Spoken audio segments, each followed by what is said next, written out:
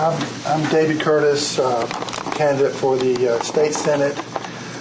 Really looking forward to being in the Senate next year. I'm pretty comfortable we'll have a majority in the House and the Senate, and I'm very hopeful we'll have a Republican governor in this state. And if we can do that, I think we can do a lot of things.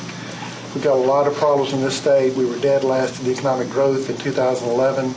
We've gone from being the Dixie Dynamo, the most fastest growing economy in the Southeast, to being dead last in the whole country. So we need to totally revamp our tax system. We're punishing producers right now, and we need to go to get rid of our corporate income tax, go to a consumption-based tax, and really encourage businesses to grow in this state. Our education system has a lot of issues also. We're spending closer to 60% of our state budget on education. And we're not, if you look at our test scores against test scores of European students, they're spending a lot less money per student, and they're doing better than we are on test scores. So we need to really look at our education system and reform it, because we're in a world economy right now, and our students are going to be competing with European students. And right now we're not doing very well. And so I hope to look at tax reform and education reform as the two big issues. I'm meeting with a lot of state senators. I've met with Bob Rucho, who's chairman of the Finance Committee. I met with Fletcher Hartzell today, who's the number two in seniority in the Senate, and trying to get to know some of the more powerful senators, because as a freshman senator, traditionally freshman senators don't have a lot of, they don't get a lot done. So I think the best way I can have some influence in the state Senate is to form relationships with a lot of senators before we convene in January. We're convening January 9th to swear everybody in, and then the actual session will start January 30th. So I'm trying to do what I can to try to be an effective senator if I am elected in November. Thank you.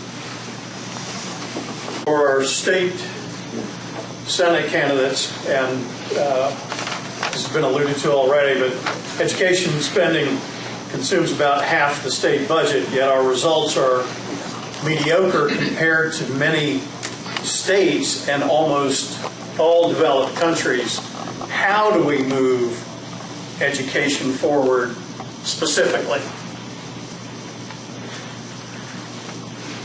Basically, if you look at the European model of education, the two things that really stand out as being different from our model is they hold teachers much more accountable. They get rid of the poor teachers and promote and pay the good teachers well, and they give parents a lot more choices. Nearly half of students in a lot of European countries go to non-public schools. They go to private schools, charter-like schools, and parents are given the choice of what kind of education they want their children to have. We're pretty well locked into a public school system here. So if you look at the European model and how much better they're doing than we are, those are the two things I would say we need to look at, is teacher accountability and giving parents more choices in how their children are going to be educated. So those are the two issues I think we really need to look at and try to figure out why European is doing so much better than we are. And those are the two things that seem to really stand out when you look at the European education model versus the American education model. All right, for our state senators, candidates, the lottery is the quote-unquote education lottery. The state has decreased the percentage of proceeds from 35 to 29, and it's projected to drop again to 24% of receipts for school spending. Money's being diverted to replace federal government, Medicare, Medicaid, stopgap loans, and counties are looked at to make up the shortfall. So how would you handle that? Please comment. Any or all of it, whether it's the shortfall or education lottery itself or replacing the money from somewhere. Or... If I had been in the legislature, I would have voted against the lottery, but now that we have it, I certainly think we need, if it's going to be called an education lottery, it needs to be an education lottery. I would strongly advocate raising the percentage up in the 60% range and make sure it's totally earmarked for education. It's being, as you alluded to, money's been taken from the education lottery and used them for other purposes, and don't think we should do that. And so I would advocate making it just for education and raising the percentage dramatically. I don't really think these folks who buy lottery tickets care whether the payoff is $3 million or $30 million. I think they're going to buy a ticket anyway. And so I think we need to reduce the payouts a lot, reduce the administrative costs, and raise the amount that goes to education to somewhere around 60%.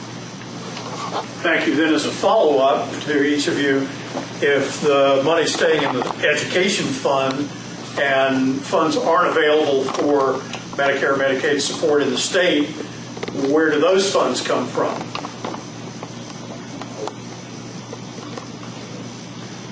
I don't have a good answer to that question right now. If I get elected, obviously that will be a major issue.